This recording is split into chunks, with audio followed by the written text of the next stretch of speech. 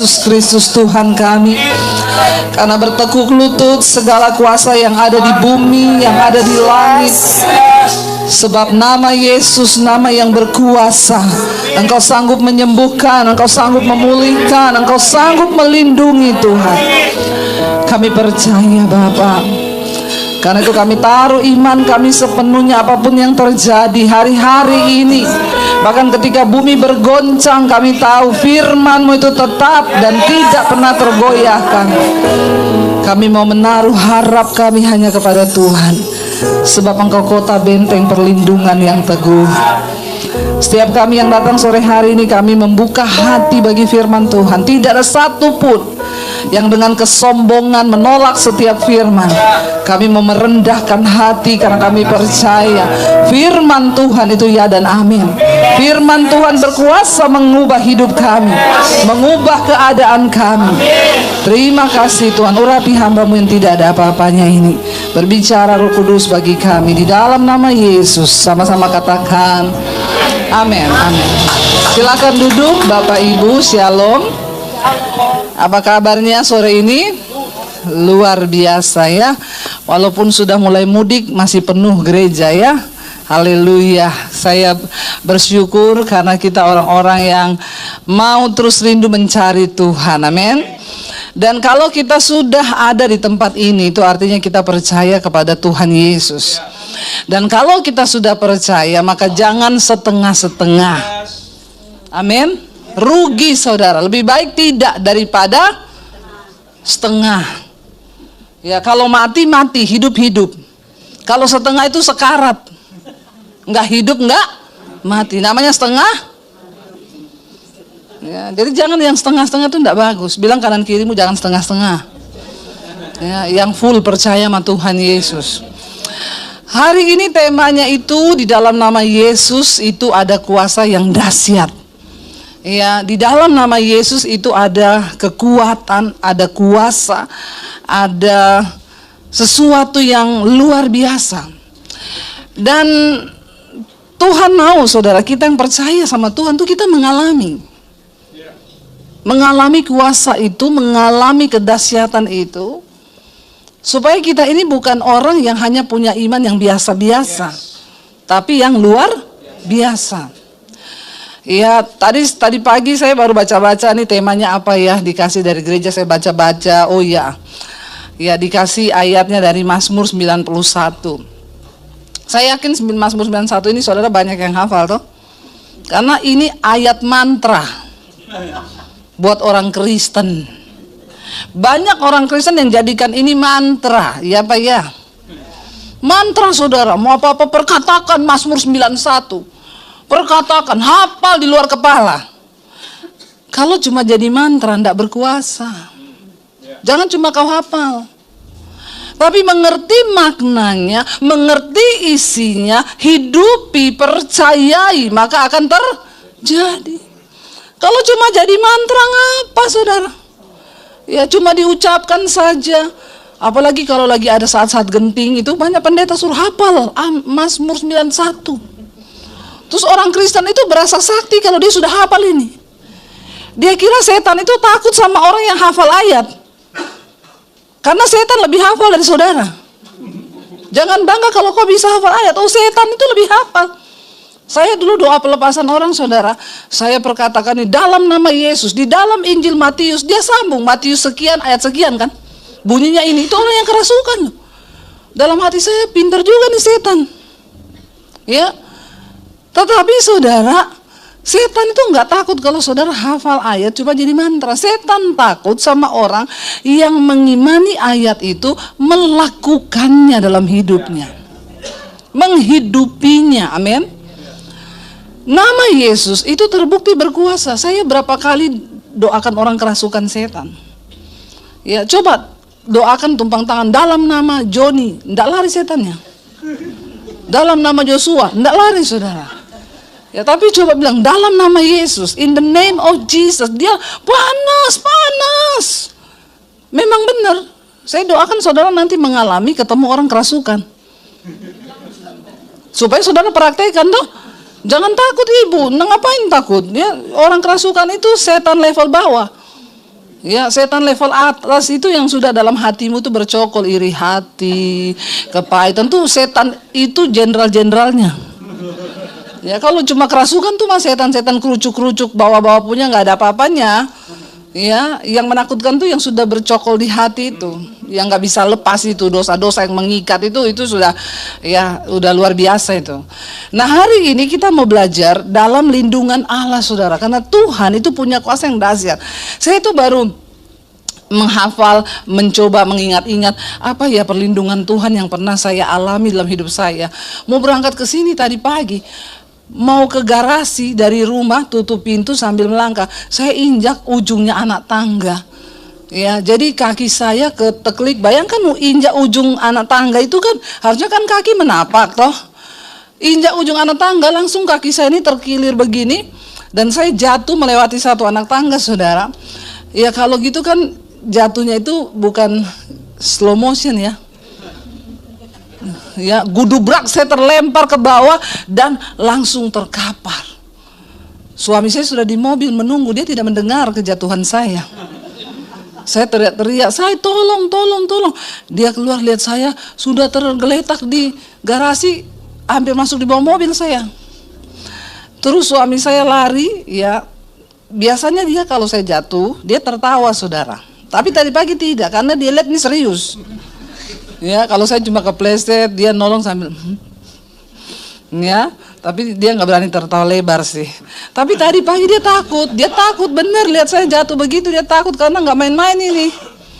Saya ini bukan tipe istri yang alay lebay ya, apa dikit buka botol suruh suami, nggak usah ibu-ibu ya, kau bisa buka sendiri tuh botol, nggak usah kau cari perhatian begitu. Saya ini biar saya kena pisau nih ya, berdarah-darah sudah mengucur, saya lihat di depannya dia cari tisu, ini darah semua. Kenapa itu? Saya biasa kena pisau. Ya, saya tuh bukan tipe istri yang alay lebay. Tapi tadi pagi itu jatuh saya, bunyinya gudubrak. Sakit, saya terlempar, saudara, jatuh ke bawah, kena ini dan saya terkapar. Terus saya tuh takut karena saya pernah jatuh dulu nggak bisa berdiri. Suami saya bilang, sakit nggak? Coba berdiri. Saya takut, wah ini kalau saya nggak bisa berdiri, ya Pak Yosua gantiin saya khotbah hari ini. Tapi puji Tuhan saya berdiri, nggak ada sakit, nggak ada apa. Terus naik di mobil saya tuh di hati begini, Tuhan, saya ini mau khotbah dalam lindungan Tuhan. Perlindungan Tuhan dahsyat, kuasa Tuhan dahsyat. Tapi kenapa saya jatuh? Berarti nggak ada perlindungan Tuhan. Tapi tiba-tiba di hati itu ya ada suara yang tanya gini, kau patah tulang nggak? Enggak, itu perlindunganku.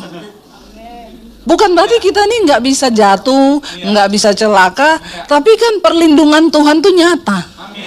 Ada kuasa dalam perlindungan Tuhan, amin. Nah, Mazmur 91 kita akan baca. Saya pengen kita mengerti, saudara. Mazmur 91 ini anonim, tidak ada nama penulisnya, tanpa nama. Tapi para ahli menyimpulkan Mazmur ditulis oleh Musa ketika dia membawa bangsa Israel keluar dari tanah perbudakan. Kenapa? Karena Mazmur 90 sebelumnya itu yang nulis Musa. Dari gaya bahasa, dari ininya, jadi disimpulkan ini penulisnya Musa. Kita nggak usah mikirkan terlalu jauh, itu biar ahli aja yang pikir ya. Ya, saudara baca aja gitu ya, karena saya sudah mempelajari. Saya kalau baca ayat itu, saya harus cari tahu siapa penulisnya, kenapa dia tulis ini. Karena sesuatu yang ditulis berdasarkan pengalaman pribadi itu akan berbeda. Ya, lagu kalau ditulis dengan pengalaman pribadi itu beda, saudara. Ya. Tapi kalau lagu yang cuma asal-asalan itu juga beda. Orang itu bisa merasakan. Ya, dan ayat ini ditulis oleh Musa dia dalam lindungan Allah. Ayat ini bercerita tentang kedahsyatan Tuhan, bagaimana Tuhan sanggup melindungi. Di dalam ketakutan, kegelisahan kita menghadapi kematian, penyakit, segala macam. Kenapa Musa tulis ini dengan begitu hebat? Karena Musa mengalami satu ketakutan yang begitu luar biasa. Ya, Musa itu disuruh Tuhan untuk dikasih tugas bawa bangsa Israel keluar dari tanah perbudakan di Mesir ke tanah Kanaan, perjanjian. Saudara tahu kisahnya Musa itu, Musa lahir di mana, saudara? Yang tahu enggak usah jawab, yang belum tahu saja. Musa lahir di mana? Tangerang. Musa lahir di mana, saudara? Pak, mulai lagi sesi sekolah minggu. Ya, ini pada tidak baca Alkitab ini orang-orang Kristen nih ya. Musa itu lahir di Mesir, ya. Kisah dari sejarah bangsa Israel ada di tanah Mesir. Saya coba singkat secara singkat saja karena saya yakin banyak yang tidak tahu. Banyak yang jarang baca Alkitab. Orang Kristen itu jarang baca Alkitab. Ya udah gitu ke gereja jarang-jarang. Sampai di gereja tidur juga dia. Mending kau pulang. Saya ini sudah capek-capek menjelaskan, saudara nggak dengar ngapain gitu ya, ngangong-ngangong ini. Mulut kebuka, mata kebuka, tapi otak nggak kebuka. Terus buat apa ya? Tolong perhatian. Waktu bangsa Israel itu sejarahnya di Mesir kan Yakub itu punya anak ya. Dari Abraham dulu, saudara sudah tahu Abraham punya anak Ishak, Ismail, ya Ishak itu punya anak. Lalu Yakub itu punya anak, saudara, 12 suku Israel. Lalu mereka itu buang Yusuf dan Yusuf terjual sebagai budak di Mesir. Lalu Yusuf menerjemahkan mimpinya Fir'aun dan akhirnya dia diangkat jadi perdana menteri di Mesir. Dan ketika bangsa Israel di tanah Kanaan mengalami kelaparan, mereka beli gandum di Mesir. Lalu Yusuf kasih aja tapi uangnya jangan diambil, itu saudara-saudaraku. Yusuf tahu ini saudaranya karena mereka tidak berubah mukanya. Tapi mereka tidak tahu Yusuf karena Yusuf sudah berubah, penuh kemuliaan, pakai jubah, terawat ke klinik Tongfang toh. Putih, bersinar. Orang itu kalau hidup dalam rencana Tuhan berubah hidupnya. Amin. Tapi kalau enggak begitu-begitu saja. Orang ketemu dia, kok kamu enggak berubah ya? Ya kalau enggak berubah awet bagus enggak apa-apa, ini enggak berubah kumelnya ya. Dekilnya tuh enggak berubah karena hidup dalam dosa. Nah, waktu Yusuf lihat keluarganya dia tahu, tapi mereka enggak tahu Yusuf. Berhari-hari ketemu sampai akhirnya Yusuf panggil mereka, "Sini. Kamu tahu enggak aku ini siapa? Aku ini Ucup." Ya, Ucup. Terus mereka, "Oh Ucup, ya ampun Ucup, kami minta maaf Ucup, pasti hari ini kamu akan bunuh kami karena kami sudah jahat membuang kamu." Ucup menangis, dia peluk keluarganya, dia bilang, "Tidak, aku mau berterima kasih sama kalian karena kalian buang aku, hari ini aku jadi perdana menteri. Kalau kalian gak buang aku ya sama seperti kalian ini gak berubah-berubah hidupku." Ya, tapi karena kalian jangan takut dijahati orang. Bisa jadi jahatnya orang itu menjadi kemuliaan bagimu. Amin. Jangan kepahitan kalau dijahati orang, bersyukur, berterima kasih sama orang itu. Terima kasih ya karena kau dulu jahati saya. Makanya saya jadi begini, amin. Berterima kasih pada mantan-mantanmu yang mengkhianatimu.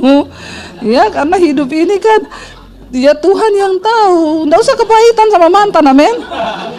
Ya, berterima kasih sama dia karena hari ini kita dapat yang lebih daripada dia. Banyak mantan nih berarti. Amin-aminnya banyak.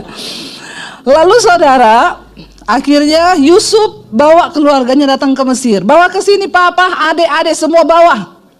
Mereka datang dan akhirnya mereka berkembang biaklah di Mesir. Karena dia mendapat kasih sayang dari Fir'aun. Iya, keluarganya disejahterakan. Yusuf jadi perdana menteri. Satu saat Fir'aun mati, Yusuf juga mati. Naiklah Fir'aun yang baru. Ketika Fir'aun baru naik, dia sudah lupa sejarah bangsa ini. Tapi bangsa Israel sudah jadi bangsa yang besar di Mesir. Mereka kaya-kaya karena mereka disertai Tuhan. Lalu Fir'aun bilang gini, ini bangsa ini ya, mereka ini kan cuma pendatang, tapi kok mereka jadi kaya, nggak bisa begini. Lalu Fir'aun bikin aturan, kalau ada orang Yahudi yang lahir di sini, bayinya laki-laki, bunuh. Semua bidan diperintahkan untuk bunuh anak laki-laki Ibrani yang lahir. Tapi bidan-bidan itu takut akan Allah. Mereka tidak mau bunuh. Waktu Musa lahir, iya anak ini cakep, sayangnya dibunuh, dikembalikan pada ibunya. Ibunya lihat, kasihan nih kalau ketahuan pasti dibunuh. Lalu dihanyutkanlah Musa di sungai Ciliwung. Ya, biar yang ngantuk-ngantuk bangun ini ya. Kalau ngelawak gini langsung bangun dia. Di sungai apa? Nil ya, di sungai Nil. Yang belum pernah ke Mesir nanti ikut. Saya harusnya besok berangkat ke Israel loh. Ya, karena ada, soalnya sekarang ini memang saudara ya, berita-berita itu keadaan dunia ini tidak baik-baik saja loh ya. Kita melihat ya, baca berita ya, Iran serang Israel, Israel serang Iran, Amerika serang Iran ya, Jakarta serang Banten ya. Serang itu serang, bukan serang ya. Kayaknya lihat-lihat serang-serang ini bahaya. Lalu sampai di mana tadi? Oh iya, harusnya saya juga ke Sungai Nil loh besok ini, tapi nggak jadi, di reschedule karena keadaan belum aman.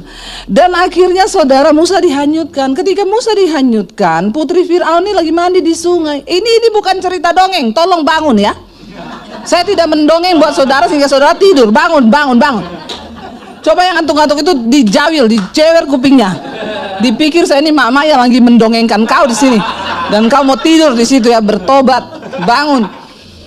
Lalu ini kisah nyata Alkitab. Ini pernah terjadi, sejarahnya ada, tempatnya ada.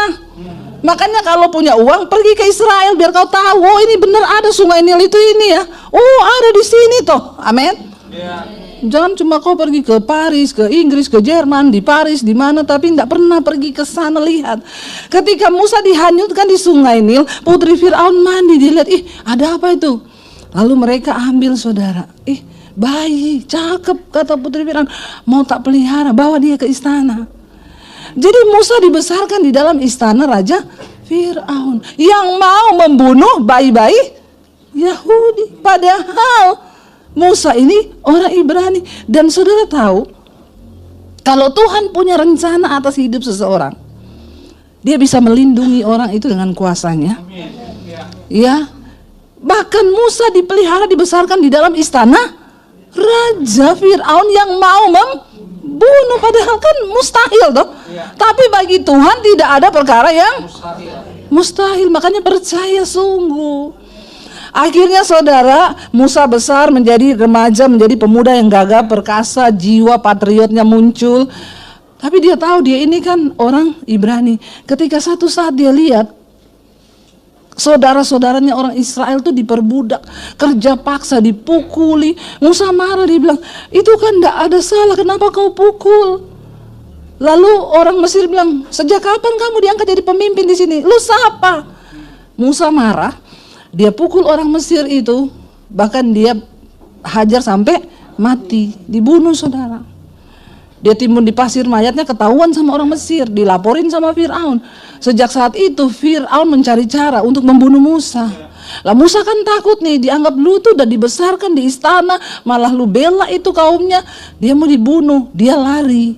Dari Mesir Musa berkelana, dia lari sampai ke daerah Midian. Waktu sampai di Midian, Musa ketemu sama gadis-gadis cantik ini, lagi mau mengambil air, kasih minum peliharaan ternak-ternak mereka. Gadis-gadis ini diganggu sama gembala-gembala yang lain laki-laki. Lalu Musa menolong mereka. Dan akhirnya Musa timbain air buat ternak mereka. Gadis-gadis ini pulang ngomong ke papahnya. Papahnya ini Imam Yitro, orang kaya, punya ternak banyak. Dia bilang, Pak, tadi kita diganggu sama gembala-gembala, tapi ada cowok dari Mesir ganteng, dia tolong kita. Papanya bilang, oh siapa dia? Namanya Musa. Papanya bilang, cari cepat, ajak dinner di rumah kita. Malam ini mamamu masak rendang. Ya, jadi mereka cari, Musa dipanggil. Akhirnya Musa dipanggil dinner malam itu. Waktu Imam Yitro ngobrol, kayaknya nih laki-laki baik-baik. Bagaimana kalau kamu saya angkat jadi menantu? Musa dalam pelarian, seorang pembunuh melarikan diri, ketemu cewek cantik, diangkat, dapat mertua kaya raya. Siapa laki-laki yang mau seperti ini? Ada yang mau dapat mertua kaya? Angkat tangan, saya doakan. Enggak usah pura-pura kau, tidak dosa itu. Ya, kalau kau menjadi laki-laki yang punya hati yang luar biasa, Tuhan bisa melakukan itu. Lalu Musa senang, bayangkan dari pembunuh mau dibunuh, dikejar, dia tinggalkan Mesir, lalu dia dapat mertua kaya, dapat cewek cantik, punya anak, hidup. Nyaman gak hidupnya? Wah, sudah nyaman sekali. Itu kan yang kita cari tuh. Dapat cewek istri cantik, kaya raya, ya, tinggal lanjutin usaha bapaknya kan?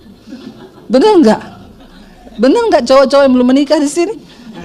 Ya, bukan itu tujuanmu, enggak ya? Bagus, laki-laki di sini semua laki-laki pria mandiri. mandi sendiri. Lalu saudara, ketika Musa sedang menggembalakan kambing domba, tiba-tiba dia lihat ada semak yang menyala. Tapi dia heran, ini ada api tapi kok semaknya tidak terbakar. Dia mau pergi lihat, tiba-tiba Tuhan berfirman, Musa, jangan mendekat, tanggalkan kasutmu, sebab tempat di mana engkau berdiri tempat yang kudus. Musa tersungkur dan berkata, berfirmanlah Tuhan, aku mendengar. Lalu Tuhan berkata, Musa, kau sudah nyaman, kau sudah enak, kau tidak mendengar lagi teriakan saudara-saudaramu dari Mesir. Tapi aku Tuhan mendengar. Jadi sekarang aku pilih, pulang kamu ke Mesir, bawa mereka keluar dari perbudakan ini. Kalau saudara jadi Musa, disuruh pulang lagi ke Mesir, mau enggak? Pak Yosua enggak mau ya? Sudah nyaman, aman, punya istri, punya kerjaan, kaya. Ngapain repot-repot lagi mau pergi balik ke Mesir, benar nggak? Dan bukan cuma itu, cari mati kan? Dia ini kan lari dari Mesir, bunuh orang, mau dibunuh Raja Fir'aun. Coba kalau saudara lari dari mana misalnya? Cilegon. Terus saudara sudah lari di Belanda sana. Terus disuruh Tuhan pulang kembali ke Cilegon, mau nggak? Kagak lah. Itu namanya cari mati. Lalu Musa mulai, Tuhan, pertama dia bilang begini, Tuhan, kau tahu nggak siapa aku? Dia kira Tuhan ini hilang ingatan. Tuhan itu maha tahu. Tapi kenapa dia bilang begitu? Dia mau kasih tahu sama Tuhan, kau tahu nggak masa laluku Tuhan? Aku ini bunuh orang di Mesir, aku melarikan diri, aku mau dibunuh sama Fir'aun. Lu tahu nggak aku ini siapa? Tuhan bilang, aku tahu hidupmu. Balik kau, jangan takut karena aku menyertaimu. Dia bilang lagi, aku enggak ada apa-apa Tuhan. Tuhan bilang, yang di tanganmu ada apa? Tongkat gembala. Ya udah, tongkat itu cukup. Aku akan bikin mujizat lewat tongkat itu. Dia bilang lagi, Tuhan, tapi aku ini berat lidah. Tuhan bilang, yang ciptakan lidah manusia siapa? Dia bilang, engkau Tuhan. Lah iya, apa masalahnya? Berapa berat lidahmu itu? Berapa kilo? Artinya Musa kan nggak pandai bicara, dia orangnya pendiam, iya. Tapi dia memberi alasan-alasan itu sebenarnya karena dia takut balik ke Mesir. Saya percaya di tengah kegalauan kita hari ini, tidak ada di antara kita yang segalau Musa waktu itu, iya nggak? Dia diperhadapkan dengan sebuah ketakutan yang begitu luar biasa karena nyawa yang menjadi taruhannya. Makanya kau jangan merasa hidupmu itu paling susah. Nggak usah merasa hidupmu itu yang paling berat. Apalagi berpikir untuk bunuh diri. Jangan saudara, rugi. Nggak usah bunuh diri juga, kita bakal mati kok. Ya, nggak usah repot-repot bunuh diri. Jangan, itu orang bodoh yang paling bodoh. Ya, jangan bunuh diri ya. Lalu saudara Musa itu, nah sekarang kita mengerti latar belakangnya. Jadi kita tahu ayat ini ditulis dalam keadaan Musa hanya menaruh satu-satunya tempat perlindungannya itu di dalam Tuhan. Maka dia bilang, dalam lindungan Allah. Kalau sudah dalam lindungan Allah, apa yang jadi masalah? Amin. Bahkan kematian tidak bisa jamah kalau belum waktunya. Iya. Dikatakan gini, baca ayat yang pertama, orang yang duduk dalam lindungan yang maha tinggi dan bermalam dalam naungan yang maha kuasa akan berkata kepada Tuhan, apa? Tempat perlindunganku dan kubu pertahananku, Allahku yang kupercayai. Orang yang duduk dalam lindungan Tuhan dan yang bermalam dalam naungan yang maha kuasa. Artinya apa? Orang yang hidup terus menerus dalam hadirat Tuhan. Tapi kalau kau duduk di nightclub, kau tidak dalam perlindungan. Ya, makanya pastikan hidupmu selalu dalam naungan yang maha kuasa. Artinya apa? Hidup dalam kekudusan, bergaul dengan Tuhan, jangan hidup dalam dosa. Karena tudung perlindungan Tuhan ada bagi orang-orang yang hidup dalam kekudusan. Dia yang akan berkata, tempat perlindunganku, kubu pertahananku, Allahku yang kupercayai. Ayat 3 berkata, sungguh dialah yang akan melepaskan engkau dari jerat penangkap burung, dari penyakit sampar yang busuk. Dengan kepaknya ia akan menudungi engkau, di bawah sayapnya engkau akan berlindung. Kesetiaannya ialah perisai dan pagar tembok. Engkau tak usah takut terhadap panah yang terbang di waktu siang, terhadap penyakit sampar yang berjalan dalam gelap, terhadap penyakit menular yang mengamuk di waktu petang. Walau 1000 orang rebah di sisimu dan 10.000 di sebelah kananmu, tetapi engkau itu tidak akan menimpamu. Engkau hanya menontonnya dengan matamu sendiri dan melihat pembalasan terhadap orang-orang fasik. Seringkali kita nyanyi lagu ini, saudara, ya. Walau 1000 rebah di sisimu, kau tetaplah Allah penolongku. Walau 10.000 rebah di kananku, takkan ku goyah, sebab Yesus sertaku. Ternyata penciptanya Musa. Ya, Musa yang cipta lagu ini. Dan saudara, ketika kita itu nyanyi begini, itu orang Kristen tuh, makanya saya bilang pintar nyanyi. Waktu pandemi datang, COVID, ya, jangankan 10.000 rebah di kirimu, di kananmu 1000. Saya juga mengalami itu, ketakutan, rasanya roh kematian itu mengintai benar-benar. Saya tiap hari itu kalau sudah dengar di masjid, inna lillahi wa inna ilaihi rojiun, saya dengar, Bapak ini telah berpulang karena COVID. RT 5, RW 3. Aduh, 2 blok dari kita ini. Itu roh kematian sudah mendekat. Tiap hari kan kita dengar-dengar dulu. Besoknya sudah di RT 2. Aduh, satu lagi kita punya RT ini. Jadi kita itu dulu ketakutan ya. Dulu itu waktu COVID itu saya ingat banget. Ya, tapi orang Kristen tuh kalau nyanyi walau 1000 rebah, ya 10.000, waduh 10.000 udah rebah semua, dia katanya begini, petantang, petetek. Padahal semuanya ngumpet. Lalu saya ini tiap hari kan diserang roh ketakutan. Satu kali saya tuh lagi masak, bunyi lagi itu inna lillahi wa inna ilaihi, astagfirullah kalau sudah dengar begitu ya. Satu saat Tuhan tuh ngomong di hati saya gini, sampai tuh tertawa. Satu kali Tuhan tuh ngomong di hati saya begini, kenapa kau itu takut? Itu virus tidak terlihat. Aku juga Tuhan tidak terlihat. Tapi kenapa kau lebih imani COVID mendekat padamu, bukan aku Tuhan yang dekat dengan kau? Terus saya itu tersadar. Terus Tuhan tuh bilang gini, di pandemi ini sudah ada daftar nama-nama yang akan dipanggil pulang. Kalau kau masuk daftar, siap-siaplah.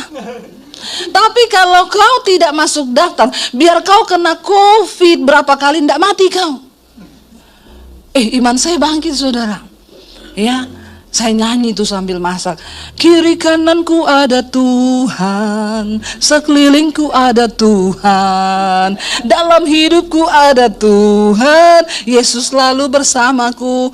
Kemarin-kemarin kiri kananku ada virus, sekelilingku ada virus, dalam hidupku ada virus, virus selalu bersamaku. Saya nggak mau. Jangan kau imani itu. Lalu saya mulai waktu itu kuat, saudara. Ya, waktu ditanya, Bu, ini sudah buka lockdown kan? Di perusahaan kami sudah banyak karyawan yang masuk, tapi tidak ada pendeta berani datang khotbah.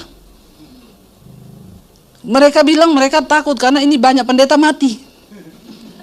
Ibu mau datang nggak? Saya juga alasan, saya doa dulu ya. Tanya Tuhan. Saya berdoa benar, saya tanya Tuhan. Tuhan bilang, dasar kau iman kerupuk ya. Ini seorang sudah pada ketakutan, malah kau juga mau sembunyi, mau ngumpet. Kau pergilah di sana, bawa itu Injil, kabar baik itu. Di tengah ketakutan, jangan kau sembunyi. Kalau kau tidak masuk daftar, tidak mati. Oh iya, sudah. Saya berdoa begini, Tuhan, kalau Tuhan mau izinkan saya kena, tidak apa-apa, kenakan saya virus ini. Tapi saya membuktikan bahwa mati itu bukan karena virus, tapi karena Tuhan. Karena di pandemi itu iman orang bergeser loh. Mereka pikir mereka mati karena virus, padahal sudah ada daftarnya. Lalu benar saya berdoa begitu, kena saya. Semua varian saya rasa. Semua, mulai dari ya Omikron, apalah Delta, semua kena, saudara. Tapi buktinya kan tidak mati saya. Berarti tidak masuk daftar, toh? Masih diizinkan Tuhan hidup. Saudara, ya jangan cuma pintar nyanyi di gereja. Waktu selesai pandemi itu kita ya ke pasar, ke toko, kemana, orang-orang yang takut bawa semprotan. Kadang yang dia semprot bukan virus, kita yang dia semprot, dia mau bikin mati juga kita dengan semprotan itu. Sampai saya jengkel, ada yang bawa semprotan gede banget saudara, semprot depan muka saya mampu, sekali lagi kau semprot saya, awas ya bu. Ya, jangan kau main semprot-semprot begitu karena ketakutan mau mati. Ya, saya bilang kalau kau masuk daftar mati juga kau biar tidak kena virus. Saudara, Tuhan itu berjanji bahwa kita nggak perlu takut terhadap penyakit sampar, terhadap ini yang kau hanya akan menonton. Ya, dan dikatakan 9, sebab Tuhan ialah tempat perlindunganmu, yang maha tinggi telah kau buat tempat perteduhanmu. Malapetaka apa? Dan tulah tidak akan, sebab apa? Malaikat-malaikatnya akan diperintahkannya kepadamu untuk menjaga engkau di segala jalanmu. Mereka akan menatang engkau di atas tangannya supaya kakimu jangan terantuk pada batu. Singa dan ular tedung akan kau langkahi. Engkau akan menginjak anak singa dan ular naga. Ayat 14 ini poinnya. Sungguh hatinya melekat kepadaku, maka aku akan meluputkannya, akan membentenginya, sebab ia mengenal namaku. Bila ia berseru kepadaku apa? Aku akan menjawab. Aku akan menyertai dia dalam kesesakan. Aku akan meluputkannya dan memuliakannya. Dengan panjang umur akan kukenyangkan dia, dan akan kuperlihatkan kepadanya keselamatan daripadaku. Kami sekeluarga pernah mengalami kecelakaan saudara ketika kami mau pelayanan di Anyer. Pergi berdoa kita. Pergi berdoa sampai di jalan, ya kita nyanyi-nyanyi memuji Tuhan. Satu keluarga berlima sama anak-anak. Bagi suara 1, suara 2, suara 3 sampai suara 5. Nyanyi kita sukacita ya. Ku diberi kuasa, nyanyi. Lama-lama kan ngantuk, tidur, anak-anak tidur. Saya tidur, cuma suami yang nyetir, dia enggak boleh tidur. Akhirnya sampai di tol, saudara. Tol Cilegon itu menurun saudara ya. Terus suami saya itu bangunin saya, waktu itu belum pakai kartu, pakai uang. Ya, dia bilang, "Say, bangun say. Uang tol mana?" Saya ini bangun lagi ambil uang tol dari tas. Tiba-tiba saya cuma dengar suami saya teriak gini, "Tuhan Yesus tolong." Saya baru mau tanya tolong apa? Tiba-tiba saya merasakan benturan yang keras. Mobil kami ditabrak bus dan mobil itu terbalik saudara ke sebelah. Itu ternyata bus itu remblong, namanya bus laju prima. Lajunya benar-benar prima. Remnya blong. Bayangkan kami tuh naik mobil Honda Freed itu cuma di atas bannya truknya itu mobil kami, dan itu bus gede. Waktu kejadian itu terjadi, saya udah hilang kesadaran. Nah ini nih mobilnya, coba yang hancurnya, coba lagi yang sebelah. Ya, ini saudara mobilnya ini. Anak saya yang kecil itu tidur melintang begini di belakang. Ya, mobil ini dinyatakan tidak bisa diperbaiki karena rusaknya 80%. Ya, cukup sampai saya. Ini wanita gagah perkasa itu. Ya, cukup. Saudara bayangkan, ya, waktu anak saya tuh di belakang, ya yang kecil. Waktu kejadian itu dia sudah di pangkuan saya di depan. Itu airbagnya kebuka, asap putih semua. Waktu sadar, itu memang kita ya. Kenapa kita ini harus hidup kudus dalam lindungan Tuhan? Kalau ngalami begini, Anda enggak sempat bertobat. Enggak mungkin, mobil itu terbalik terus, "Tuhan ampuni tadi malam saya selingkuh, Tuhan ampuni saya homo tadi malam, ampuni Tuhan saya dugem." Enggak sempet, jangan tertawa, saya ingatkan ini benar. Tobat kau, tobat. Waktu kejadian begini hanya seberapa detik kita hilang ingatan. Cuma rasanya ada apa ini terjadi belum tahu. Saya cuma tutup mata berharap waktu buka mata ini di sorga atau di bumi ya. Ternyata orang pindah alamat itu cuma hitungan detik. Saudara, dan kita nggak sempat bertobat. Saya buka mata, mobil udah terbalik begini. Suami saya di bawah, jadi terbaliknya begini, dia di bawah, saya di sini. Saya tuh mau minta tolong, dia juga nggak bisa gerak karena saya di sini begini. Anak saya angkat, nggak ada orang mau nolong. Mau terbakar mobilnya berasap, balik lagi. Bapak-bapak datang, nggak jadi. Jangan mendekat, nanti takutnya meledak. Anak saya sudah saya keluarin dari jendela. Pak tolong, ada anak kecil. Dia mau mendekat, lari. Saya jengkel, saya bilang, bencong, tolong lu bencong. Ya, benar-benar saya stres, saudara. Ya, ini orang nggak mau nolong, udah lihat keadaan begini lagi. Akhirnya bapak-bapak itu datang. Oh iya, ada anak kecil. Anak saya keluarin dulu. Ya, bertiga. Terus saya mau keluar, suami saya aku tolong buka ini safety beltku nggak bisa kebuka. Ya, hampir saya tinggalin juga. Akhirnya saya buka, saudara. Waktu itu yang lebih parah, ya, mobil itu lagunya, pujiannya masih bunyi, ya, lagunya ku bersyukur selalu sebab engkau yang mengasihiku. Saya rasa tidak adil Tuhan. Lagu itu bersyukur, lagu puji-pujian. Kecuali mobil terbalik itu lagunya, abang ini lihat bodiku yang seksi. Itu pantas gitu ya. Tapi kan kita lagi memuji Tuhan, lagi menyembah Tuhan gitu, nggak dangdutan gitu ya. Aduh, maksudnya ya kenapa gitu ya? Ya itu yang saya maksud. Saudara tahu, ketika saya ingat ayat ini dikatakan, maka ya malaikat dikatakan ayat 11 tadi, malaikat-malaikatnya akan diperintahkannya kepadamu untuk menjaga engkau. Mereka akan menatang engkau di atas tangannya. Waktu kejadian itu saya bilang sama suami saya, kamu bayangkan ya, malaikat itu sibuk sekali loh. Tadi itu, ya, dia menatang kita tuh kita tidak ada satu luka pun. Nggak ada satu tetes darah tuh nggak ada. Sampai orang semua bingung. Akhirnya kita ya menurut prosedur, polisi datang, LAJR datang, saya dibawa ke rumah sakit sama anak-anak. Suami saya di tempat, ada polisi yang baru datang, dia bilang sama suami saya, untung bapak itu sendiri ya. Kalau ini ada keluarga yang ikut pasti mati pak. Bapak tuh bersyukur. Itu berapa hari lalu pak, orang di sini mobilnya ndak hancur, biasa mati suami istri berdua di sini. Dia bilang untung bapak sendiri. Suami saya bilang saya berlima pak. Hah? Astagfirullah. Sama siapa? Sama anak 3, istri saya 1. Mana sekarang? Lagi dibawa ke rumah sakit. Dia elus-elus suami saya, istighfar ya pak, ya memang musibah itu nggak ada yang tahu ya pak, istighfar ya. Suami saya bilang iya, tapi gimana pak keadaan istri sama anak-anak? Suami saya bilang nggak ada satu luka pun, puji Tuhan. Dia bilang apa dia bilang? Suami saya bilang, dia bilang begini, suami saya bilang nggak ada satu luka semua. Dia bilang subhanallah. Maksudnya nggak usah takut, nggak usah khawatir, nggak usah, ya pokoknya kita berpegang sama Tuhan. Dikatakan di sana saudara, asal apa ayat 14, hatimu itu melekat kepada Tuhan. Jangan melekat pada harta, jangan melekat pada sesuatu yang lain, melekat kepada Tuhan.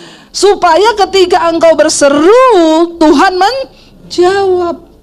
Saya cuma dengar suami saya bilang, Tuhan Yesus tolong. Ternyata dia lihat di spion, ada mobil melaju kencang tanpa rem ke arah kita. Makanya dia teriak, Tuhan Yesus tolong. Iya, dan saya melihat saudara bagaimana pertolongan Tuhan bagi kami sekeluarga. Kalau dilihat keadaan mobil yang begitu hancur, pasti ada yang benar. Mereka bilang kalau dilihat mobil ini pasti ada yang mati. Tapi ternyata enggak ada. Ya itu saudara, udah gitu yang tahu saya tabrakan orang-orang Kristen julid. Bu Debi hamba Tuhan. Kenapa ibu tabrakan? Introspeksi diri. Ini julidnya nih mulutnya setajam silet. Saya cuma bilang ini, ibu bisa nggak? Bisa nggak? Ya nggak usah komen julid begitu. Ibu nggak usah suruh saya introspeksi loh. Jangan pikir saya nggak introspeksi. Kita kalau celaka kan nomor 1 introspeksi, benar nggak? Ya, masalahnya saya tidak selingkuh, saya tidak nipu orang, saya introspeksi. Kalau saya lagi selingkuh kan langsung saya tahu tuh, ini pasti karena saya selingkuh, Tuhan marah saya ini. Tapi itu enggak, kadang malah yang selingkuh itu dibiarkan terus loh, nggak celaka-celaka. Bertobat ya, tahu-tahu kau masuk neraka tanpa dipulihkan lagi kata firman Tuhan. Ya saya waktu itu terus mobil asuransi bilang maaf Bu, mobil tidak bisa diperbaiki dan kami tidak bisa kasih ganti. Jadi itu sudah jatuh ketimpa tangga. Saya juga nggak mau protes, saya nggak mau apa ya, kita nggak tahu apa-apa ya, mau dibodoh-bodohin ya biarin aja.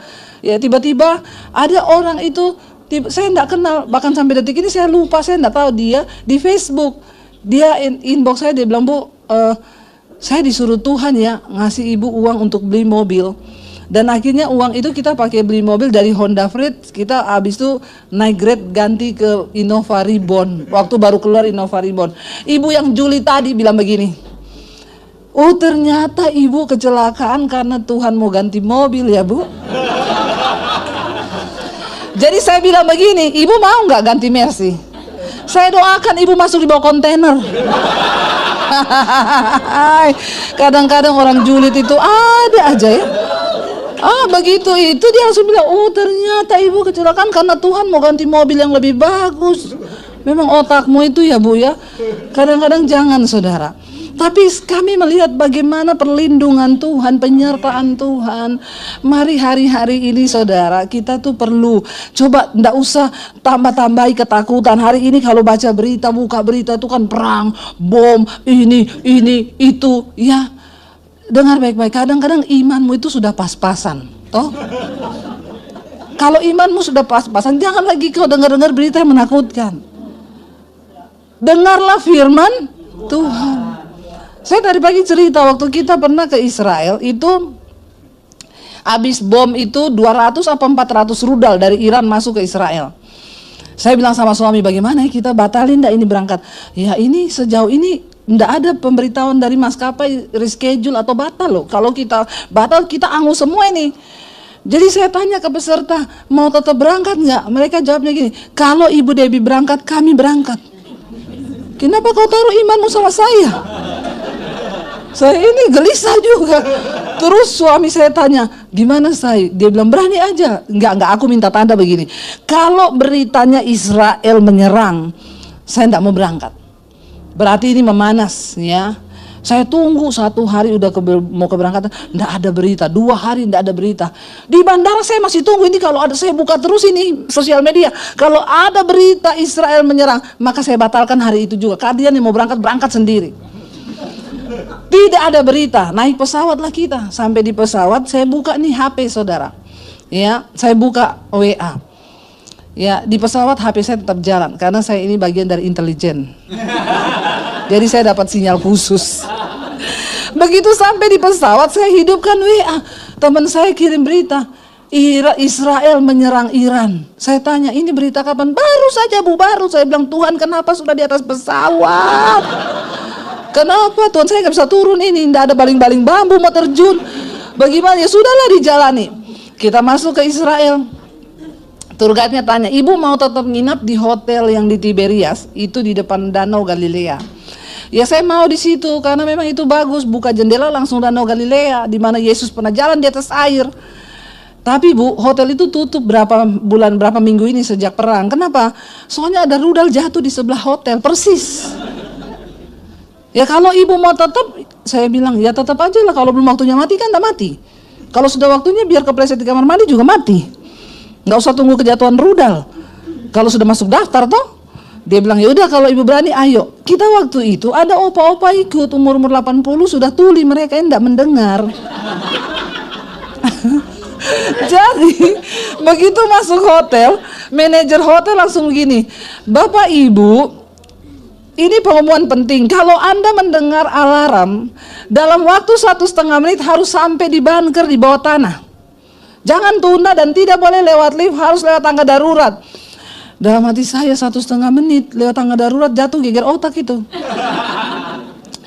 Lalu suami saya tanya begini, Say, itu opa-opa itu mereka dengar enggak ya itu? Tadi pengumuman saya bilang enggak usah diomongin, malah kalau mereka enggak dengar tuh puji Tuhan. Ya, kadang-kadang kita enggak perlu mendengarlah hal-hal yang menakutkan itu. Akhirnya saudara, benar 6:30 pagi saya lagi mandi, alarm hotel bunyi.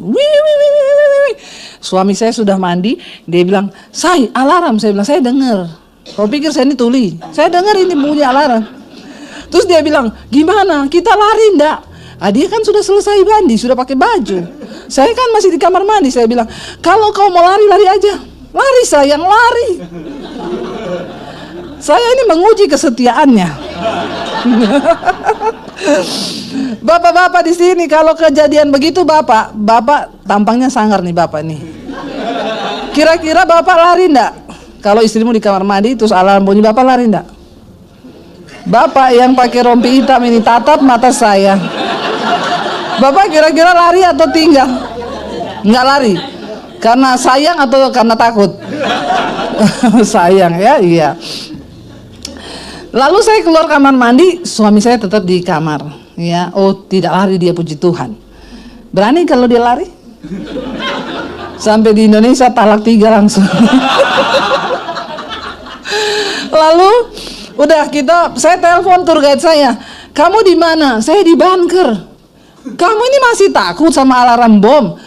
Enggak, Abu, nih saya itu lihat di Google, ini bukan alarm bom, alarm gempa bumi. Kita nih di Israel tidak pernah gempa bumi. Jadi sekalinya gempa bumi saya tuh takut. Saya bilang puji Tuhan kita di Indonesia tiap hari gempa bumi. Untung saya tidak lari. Di Indonesia malah tidak ada alarm. Tahu-tahu sudah goyang gedung. Iya toh? Roboh atau tidak sudah hidup mati di tangan Tuhan saja tuh. Indonesia ini biar mau tsunami juga tidak ada alarm. Bagaimana mau ada alarm? Alarmnya aja baterainya hilang, suah tidak ada. Jadi Indonesia ini negara yang beriman, sangat beriman. Apapun yang terjadi itu seizin Allah ya.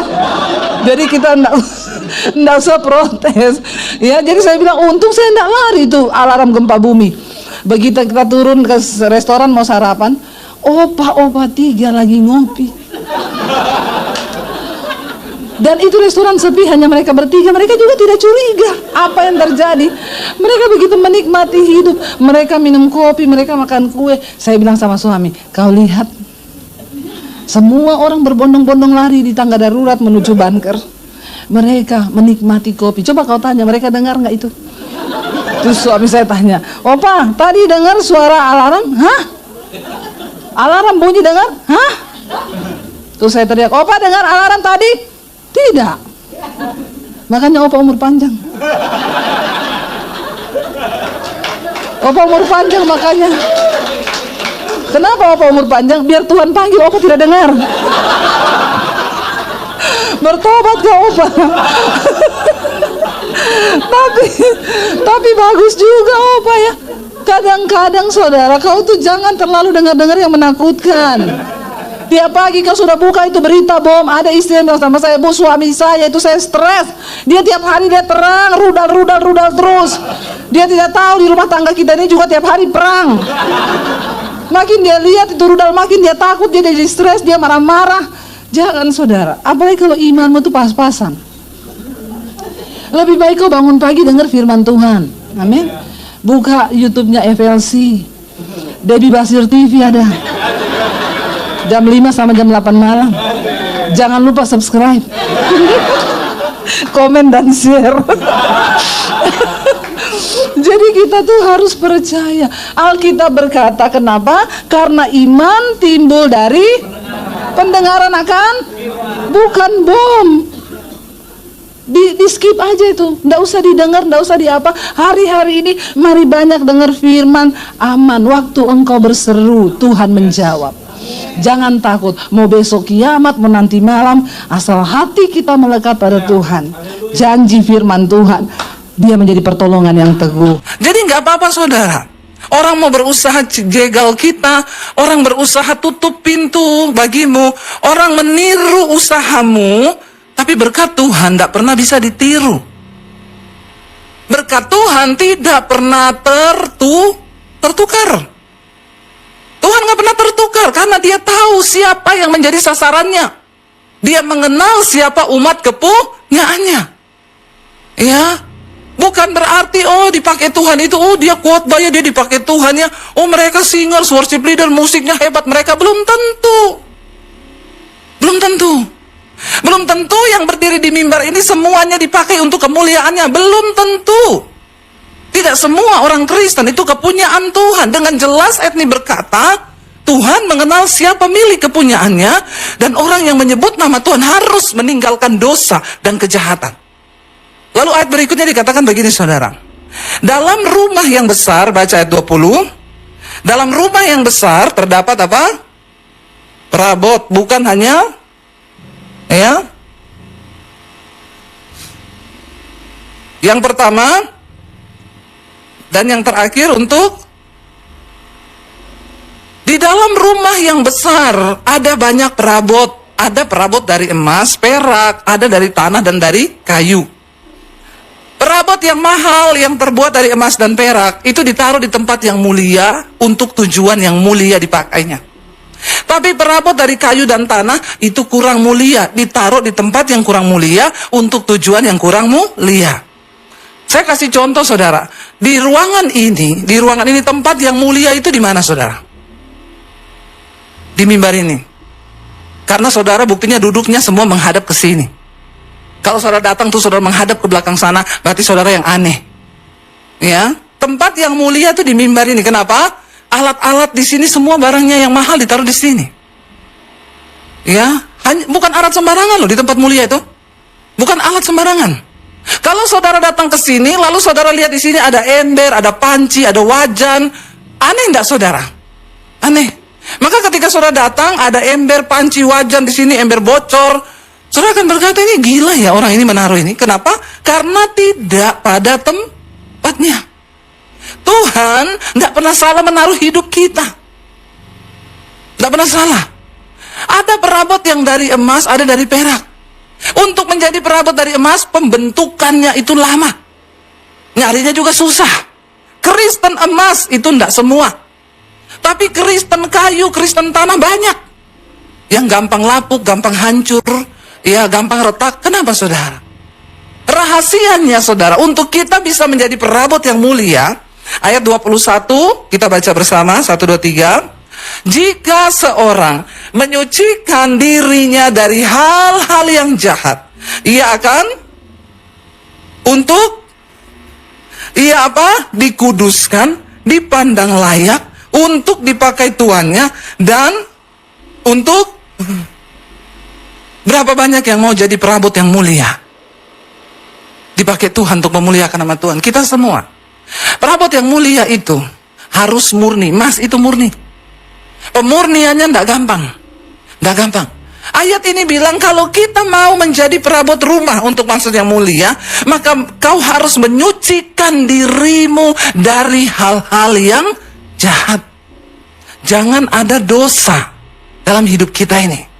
Kejar kekudusan untuk mengangkat hidupmu di tempat yang mulia, menjadi itu urusannya Tuhan, bukan urusan kita. Enggak usah coba-coba angkat diri, nanti kau jatuh sakit. Enggak usah cari muka sama orang, enggak usah cari validasi, enggak usah apalagi menjilat untuk diberikan posisi-posisi yang bagus. Bagian kita hanya kejar perkenanan Tuhan, hidup dalam kekudusan. Ya, tidak ada yang lain saudara.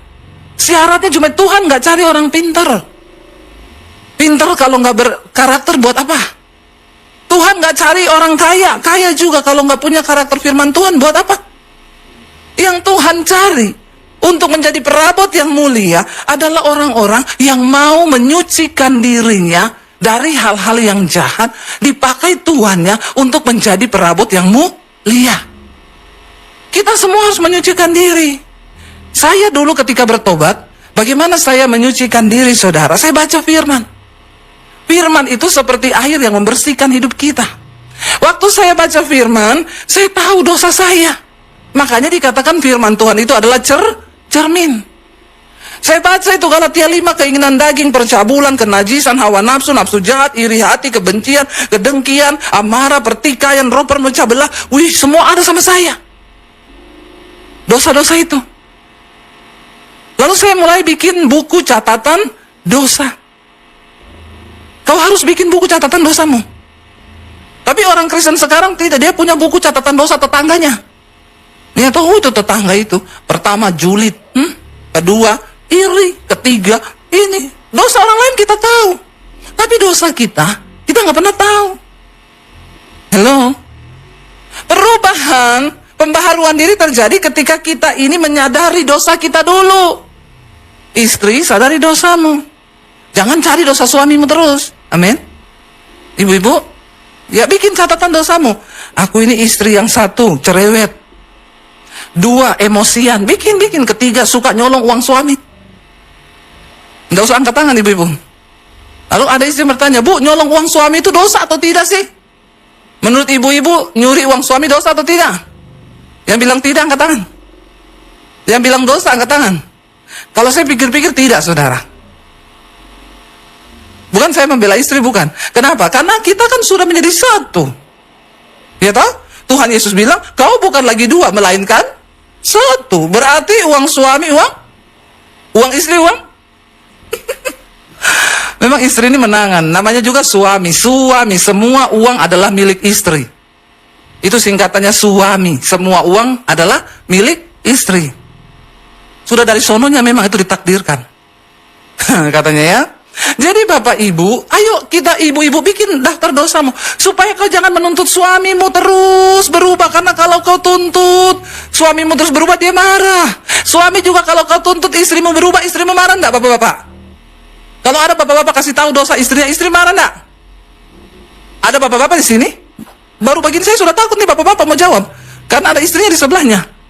Nanti rame di rumah ini. Tidak usah takut Bapak-Bapak. Tatap mata saya. Jawab. Kalau kau kasih tahu dosa istrimu, istrimu marah enggak? Tidak ya Pak? Oh marah. Puji Tuhan. Bapak ambil sepeda di bawah nanti ya. Bapak jujur sekali. Iya memang marah. Istri itu kan marah. Jadi sebelum kau dikasih tahu, lebih baik intros.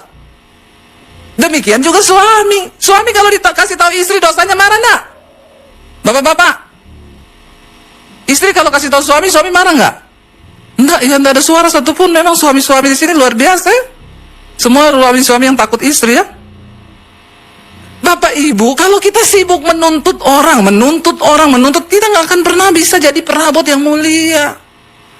Ayo kita menyucikan diri supaya kita dipandang layak oleh Tuhan kita, dipakai untuk menjadi perabot yang mulia. Seringkali kenapa sih hidup kita ini nggak diberkati? Ada yang menghalangi berkat. Ayat yang berikutnya dikatakan apa? Apa yang harus kita buang? Ayat 22 untuk menyucikan diri. Baca ayat 22, 1, 2, 3. Sebab itu, kejarlah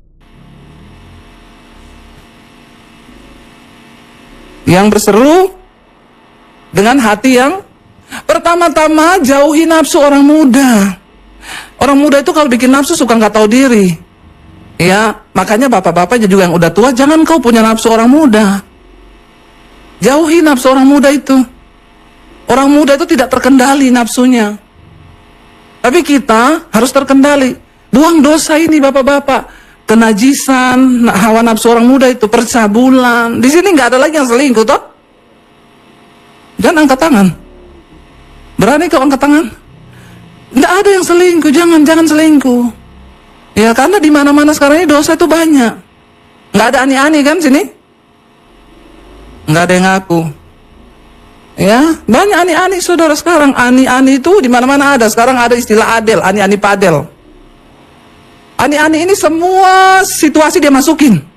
Pokoknya ada celah dia masuk situ. Ada padel dia masuk di padel jadi adel. Ada tenis dia masuk situ jadi apa? Anis ya, ani-ani tenis.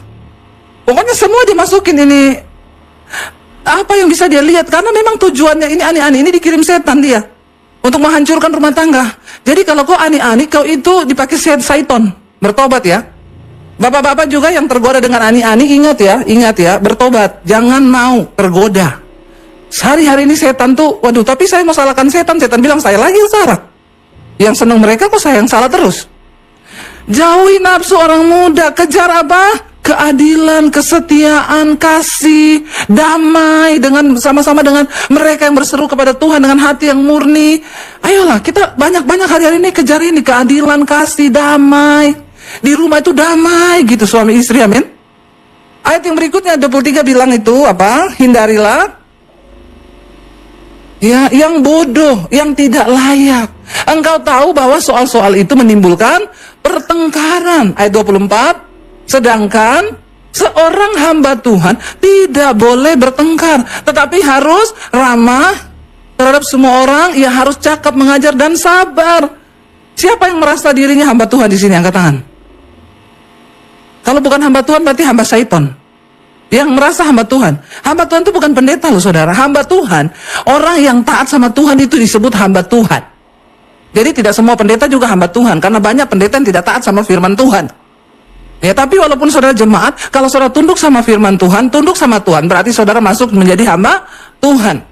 Kalau nggak jadi hamba Tuhan, cuma ada dua, hamba syaitan. Berarti kau menuruti setan. Nah, di sini dikatakan, karena itu hindarilah soal-soal yang dicari-cari, ayat 23. Coba dalam rumah tangga, supaya kita ini jadi perabot yang berkenan dipakai Tuhan. Tidak usah soal-soal, ayat 23, coba tayangkan lagi. Hindarilah soal-soal yang dicari-cari. Ya, jangan cari-cari soal. Tapi ada memang orang itu suka cari soal terus, ya Pak ya? Ya, ibu-ibu, please di rumah tuh nggak usah cari soal. Kalau suamimu salah parkir sepatu, nggak usah kau ribut, udah kayak ada bom jatuh dari Iran. Ya, biasa aja, balikin aja itu sepatu. Kurang-kurangilah persoalan yang bikin kita ini bertengkar. Gara-gara salah taruh sandal, salah taruh sepatu, bisa bertengkar suami istri nggak bicara 1 bulan. Nah, itu kau bukan hamba Tuhan, hamba syaitan. Ya, hindari soal-soal yang dicari-cari, yang bodoh. Kita nih suka cari-cari masalah, saudara. Ya, coba kurang-kurangilah bertengkar, saudara. Ya, bapak-bapak, kurang-kurangi bertengkar di rumah itu. Ayo kita itu aman-aman, kejar damai sejahtera. Seringkali ada orang bertanya, kenapa saya ini nggak diberkati ya? Berkat tuh seret karena kau ribut terus sama istrimu. Istri-istri karena kau ribut terus sama suamimu. Bagaimana kita bisa menjadi alat dipakai Tuhan bagi kemuliaannya? Kita rumah tangga kita bisa jadi berkat loh. Waktu tetangga bilang, itu ya suami istri, saya tuh nggak pernah lo dengar mereka bertengkar loh. Oh iya, agama apa mereka tuh? Kristen, tiap minggu ke gereja. Luar biasa ya. Jangan itu loh, di situ tiap hari galon melayang, piring melayang, pintu melayang. Ya orang apa? Orang Kristen tiap minggu pada ke gereja itu. Kita ini kan bukan dipakai Tuhan memuliakan nama Tuhan, tapi kita nih jadi dipakai setan mempermalukan nama Tuhan. Tetangga saya ada dulu kalau sudah berantem suami istri, galon saudara, prang. Wah, saya bilang, lagi dipakai syaitan itu. Jangan kamu mencari soal-soal yang dicari-cari yang bodoh, yang tidak layak. Engkau tahu semua soal itu menimbulkan pertengkaran. Kalau udah mau berantem, udah selesai. Nggak usah berantem, mending kita damai ya, berpelukan yuk. Amin. Supaya berkat Tuhan tidak terhalang. Karena Tuhan bilang, bukan tanganku yang kurang panjang untuk menolongmu, bukan telingaku yang kurang tajam untuk mendengarkan doamu, tapi dosamu itu loh. Dosamu itu menghalangi semua berkat Tuhan tercurah. Mungkin kau bilang, saya ini udah rajin kerja, saya udah begini, tapi kenapa seret ini berkat? Karena mungkin itu kau tidak sadari, ribut, berantem, soal-soal yang dicari-cari yang bodoh. Kita nggak usah cari-cari soal, iblis akan kasih kita soal. Apalagi kalau kita cari-cari soal. Jangan cari-cari soal, saudara.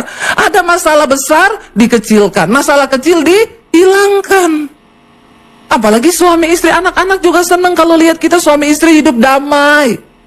Mesralah di depan anak-anak, karena itu bagus buat jiwa mereka. Anak-anakmu sekolah baik, kalau lihat orang tuanya mesra. Anak-anakmu masa depannya bagus, tapi kalau orang tua ribut terus, anak-anak terkutuk loh. Mereka nanti cari pelampiasan di luar. Ya makanya dia cari-cari om-om di luar. Karena dia cari hati bapak, tidak ketemu, dia cari hati om. Ya, di luar banyak om-om ganas, om-om yang tidak tahu diri, yang masih dikuasai oleh nafsu orang muda tadi. Ini begini-begini saudara, karena diawali dari rumah tangga.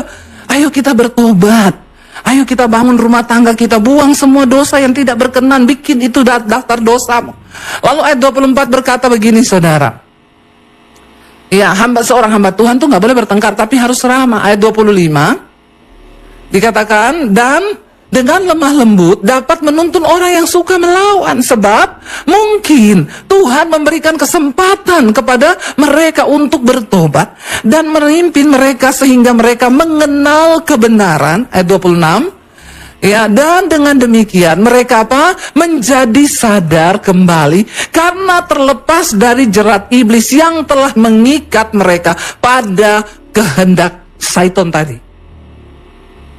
Bagaimana hidup kita mau dipakai Tuhan waktu kita bertobat? Lalu kita melihat orang yang belum bertobat. Ayo saudara, ini bukan panggilan penginjilan, ini bukan cuma buat pendeta, tapi buat setiap kita, karena saudara akan ketemu dengan semua orang. Kalau dia belum bertobat, ayo sadarkan dia kembali. Siapa tahu Tuhan masih beri dia kesempatan untuk bertobat. Agar dia itu bisa mengalami kasih karunia Tuhan dan ditarik kembali sehingga mereka itu terlepas dari jerat iblis. Orang-orang yang hidup dalam dosa, mereka itu masuk dalam jerat iblis. Dan ada orang yang tolong mereka untuk keluarkan mereka dari jerat iblis itu yang mengikat mereka supaya tidak binasa.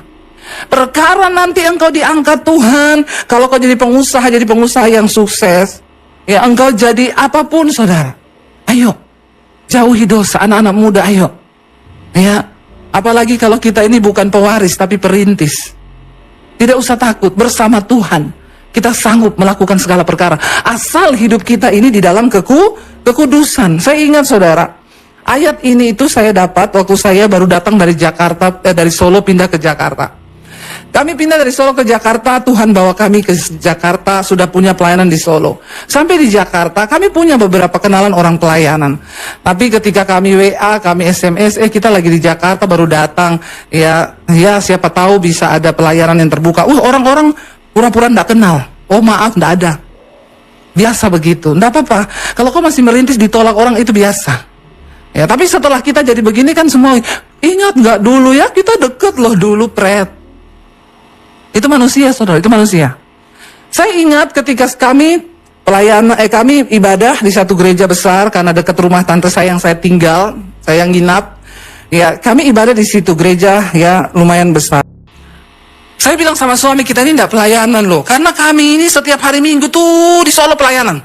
Jadi kalau Minggu itu tidak pelayanan tuh rasa gimana ya? Kayak ada yang kurang gitu kalau orang udah biasa pelayanan.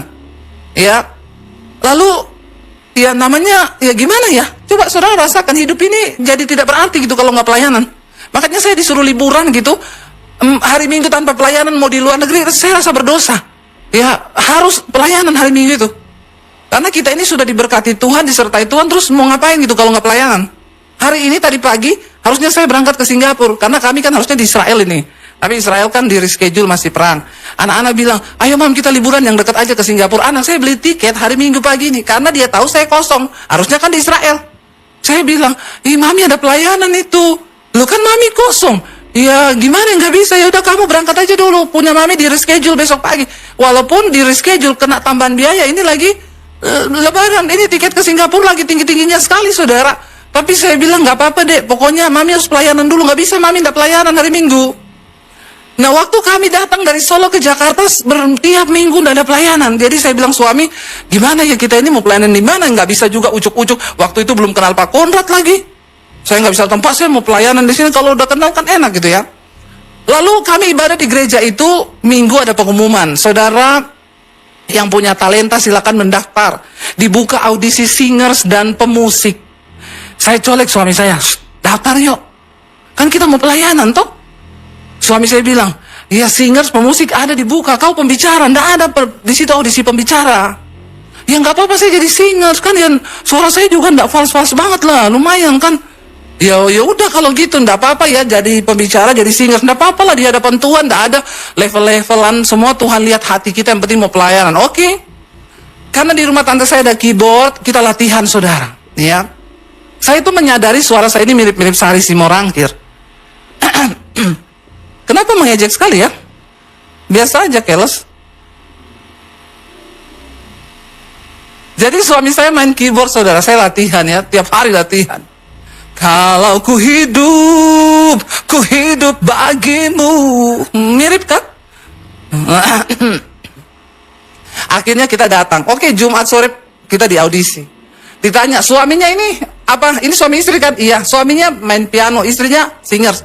Ya udah nyanyi coba, suami main, istri nyanyi. Pas ya, saya sudah latihan tuh. Ya udah nyanyi, wah ambil suara. Kalau ku hidup bagimu, hatiku tetap menyembahmu. Dunia tak bisa menjauhkanku dari kasihmu. Selama ku hidup bagimu. Wih, persis kan? Dan hasilnya tidak lulus. Kasihan ya saudara, sedih. Saya tidak lulus, suami saya tidak lulus. Kami pulang saudara. Saya masuk di kamar, saya nangis loh. Saya bilang, Tuhan, kita ini cuma mau rindu pelayanan. Masa Tuhan bilang saya ini tidak layak jadi singers? Tuhan lihat hatiku Tuhan. Saya cuma pengen jadi singer, suami saya main musik. Tuhan kasih saya ayat ini, di dalam satu rumah banyak perabot. Lalu Tuhan bicara di hati saya gini, aku tahu di mana tempatmu berada. Dan aku tahu umat kepunyaanku itu siapa. Bagianmu hari ini, cari saja perkenananku. 1 tahun Tuhan gak kasih kami pelayanan. Diperem, dimurnikan lagi, dihancurkan lagi, tiap hari nangis. Udah mau balik-balik ke Solo karena gak ada pelayanan. Kami ini cuma pengen melayani Tuhan loh, tapi gak dikasih. Akhirnya suatu saat ketika saya datang lagi ke gereja itu, kami ibadah, lagi penyembahan, saya dengar Tuhan bicara di hati saya gini, satu saat kamu akan berdiri di mimbar itu untuk menyampaikan isi hatiku. Saya nangis saudara. Iya Tuhan, antara percaya dan tidak, iya kejar saja perkenananku. Tapi bagaimana caranya? Nggak usah kau pikir. Pulang saya cerita ke suami saya, aku tadi waktu doa, aku dengar Tuhan ngomong, aku akan berdiri di mimbar itu untuk menyampaikan suara Tuhan. Suami saya gini saya, kalau berhalusinasi, jangan tinggi-tinggi saya. Nanti kalau jatuh sakit kalau ketinggian. Saya bilang, ya kan Tuhan yang ngomong. Terus dia bilang, kalau jadi pembicara di gereja itu enggak mungkin. Itu yang khotbah di situ, semua pendeta top. Kamu belum Kristen, mereka udah jadi pendeta. Bagaimana caranya Tuhan mau bawa kamu ke situ? Sedangkan audisi singer saja tidak lulus. Saya bilang, itu bukan urusan saya, itu urusan Tuhan. Biarkan Tuhan yang bekerja. Dan terjadi berapa waktu setelah itu, saya benar-benar khotbah di gereja itu. Dan suami saya diangkat jadi koordinator musik di gereja itu. Tuhan yang tahu di mana tempatmu itu berada. Orang mau tutup jalan, orang mau menghalangi kita. Tidak apa-apa, bagian kita cuma kejar kekudusan. Buang semua hal yang tidak berkenan pada Tuhan. Sebab Tuhan gak bisa buka jalan bagi orang yang terus hidup di dalam dosa. Tuhan gak bisa buka pintu berkatnya. Tuhan gak bisa promosikan engkau, menjadikan engkau perabot dari emas dan perak, dan ditempatkan di tempat yang mulia. Dan hari ini saya melihat saudara, kalau saya bisa ada seperti hari ini saya ada, itu bukan usaha saya, itu cara Tuhan. Bagian saya cuma apa? Aku ingin mengejar perkenananmu Tuhan. Bawa kami ini untuk terus tiap hari diperbaharui. Makanya saudara saya selalu bilang, jangan tertipu hari-hari ini. Pada satu saat nanti waktu Yesus datang, dia cuma berkata begini, marilah padaku hai kamu sekalian yang melakukan firman-Ku. Jangan tertipu dengan pelayanan. Pelayanan bukanlah tolak ukur orang sudah mencapai perkenanan Tuhan. Pelayanan bukanlah tolak ukur orang menjadi kepunyaan Tuhan. Dengan jelas ayat tadi berkata, Tuhan mengenal siapa milik kepunyaannya. Dan setiap orang yang menyebut dan memanggil nama Tuhan, dia harus menjauhi dosa dan kejahatan. Hari-hari ini pengajaran banyak yang menyesatkan. Tidak apa-apa, keselamatan kita tidak hilang. Walaupun kita bikin dosa, kita homo, kita lesbi, kita selingkuh, ani-ani, adel, anes. Kalau engkau tidak bertobat, maaf saudara, maaf, tidak ada jaminan. Karena engkau menyalibkan lagi Kristus dalam hidupmu. Yang Tuhan mau hari-hari ini cuma kita, ayo bertobat, ayo kejar Tuhan, kejar perkenanan Tuhan, amin. Senang para imam musik maju ke depan. Kita sedang ada di hari-hari yang tidak menentu, dan tidak ada lain yang Tuhan minta. Kalau engkau ingin melihat pembelaan Tuhan, penyertaan Tuhan, diangkat Tuhan tinggi, menyatakan kemuliaan Tuhan. Saya mau bilang saudara, hari-hari ini Tuhan sedang mencari orang-orang yang bisa dipakai Tuhan untuk menyatakan kemuliaannya. Masih begitu banyak proyek Tuhan yang besar, tapi dia mencari orang-orang yang bisa dipercaya, orang-orang yang bisa dipakai untuk menjadi kepanjangan bagi kemuliaan Tuhan. Kita bangkit berdiri, kita naikkan pujian Bapa, ku persembahkan tubuhku sebagai persembahan yang hidup, yang kudus dan yang berkenan kepada Tuhan, karena itu ibadah kami yang sejati. Katakan di hadapan Tuhan, saudara. Terima kasih Tuhan. Tidak selamanya kita harus mengerti jalan Tuhan, tapi untuk selamanya kita harus belajar percaya kepada Tuhan. Sekalipun mengikuti jejaknya itu berat. Seringkali apa yang kita mau secara daging tidak terjadi. Tapi percaya saudara, waktu kau ikut jejaknya Tuhan. Ayub berkata begini saudara, perintah dari bibirnya tidak kulanggar, dalam sanubariku kusimpan ucapan mulutnya. Mari dengarkan firman Tuhan dan simpan itu dalam hatimu. Waktu engkau menyimpan firman dalam hatimu, maka firman itu yang akan menuntunmu saudara, untuk mulai mengikuti kehendak Tuhan. Waktu kau simpan firman dalam hatimu, maka firman itu yang akan berkuasa membawa engkau sampai pada tujuannya Tuhan.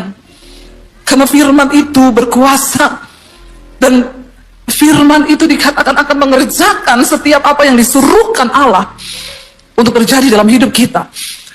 Bahkan Ayub berkata begini, tetapi Tuhan itu tidak pernah berubah. Siapa dapat menghalangi Tuhan? Perhatikan saudara, kalau hari ini engkau belum mencapai satu tujuan di hidupmu, jangan salahkan orang lain. Jangan pernah salahkan gara-gara dia ini saya nggak bisa dapat ini. Jangan pernah salahkan nih gara-gara dia ini sampai saya hari ini harus begini. Waktu Tuhan yang menentukan untuk engkau dapat mencapai sesuatu, maka dikatakan tidak ada yang bisa menghalangi Tuhan. Tidak ada yang dapat menghalangi kuasa Tuhan yang besar untuk membawa engkau digenapi janji itu dalam hidupmu. Nggak ada. Tidak ada satu manusia yang berkuasa pun saudara yang dapat menghalangi jalan Tuhan atas hidupmu. Bagian kita cuma duduk di kaki Tuhan dan belajar percaya. Ajar kami memahami Tuhan, apa maksudmu dari setiap ujian ini. Waktu kau tahu bahwa ayat ini berkata, siapa dapat menghalangi Tuhan? Karena itu saya selalu belajar untuk menerima bahwa kenyataan apapun yang kita hadapi hari ini itu seizin Tuhan. Dia tidak pernah terlalu cepat. Tuhan gak pernah buru-buru saudara. Walaupun kita udah gebelet banget pengen dapetin itu, tapi Tuhan bilang tunggu. Kalau aku belum berkata, itu gak akan terjadi. Waktu kita mengerti cara Tuhan ini, kita gak mudah menyalahkan orang lain gara-gara dia itu. Sampai saya gak bisa begini, gara-gara dia itu. Stop. Karena Tuhan, kalau dia sudah menetapkan sesuatu, ayat ini berkata, tidak ada satu pun yang dapat menghalangi Tuhan. Tidak ada satu kuasa pun yang dapat menghalangi kehendak Tuhan terjadi. Apa yang dikehendakinya, perhatikan. Ayat ini berkata begini saudara. Baca bersama. Apa yang dikehendakinya dilaksanakan juga. Karena apa? Ia akan menyelesaikan apa yang ditetapkan atasku. Dan banyak lagi hal yang serupa yang dimaksudkannya. Tuhan akan melaksanakan ketetapannya atas hidup kita. Hari ini bagian kita berkata, Tuhan, tuntun aku berjalan di dalam jejak-Mu. Hari ini banyak hal yang tidak kami mengerti. Waktu-waktu ke depan mungkin masa yang suram, kekelaman. Tapi waktu Engkau datang dan berkata pada Tuhan, aku mau Tuhan ajar kami memahami semua rencana-Mu atas hidup kami. Maka dia Tuhan yang turut bekerja, mendatangkan kebaikan atas hidup kita. Bangkit berdiri bersama saudara. Angkat hatimu pada Tuhan. Serahkan hidupmu kepada Tuhan malam ini. Ini adalah titik balik. Bilang Tuhan, biar malam ini menjadi titik balik hidupku kepada Tuhan. Kami datang Tuhan, memberi hidup kami kepadamu. Bahwa lidah kami hanya memuji. Yes, memuji kemurahan-Mu lebih dari hidup. Tutup mata dalam hadirat Tuhan. Bapa, lihat setiap hati kami malam ini. Kami datang Tuhan. Tuhan yang tahu hidupmu masing-masing saudara. Dan malam ini dia cuma mau Engkau beri hidupmu yang sungguh-sungguh bagi dia. Tidak peduli dosa apapun yang sedang hari ini Engkau lakukan. Tuhan tidak pernah melihat masa lalu, tapi dia tunggu Engkau yang sekarang untuk menyerahkan hidupmu kepada Tuhan.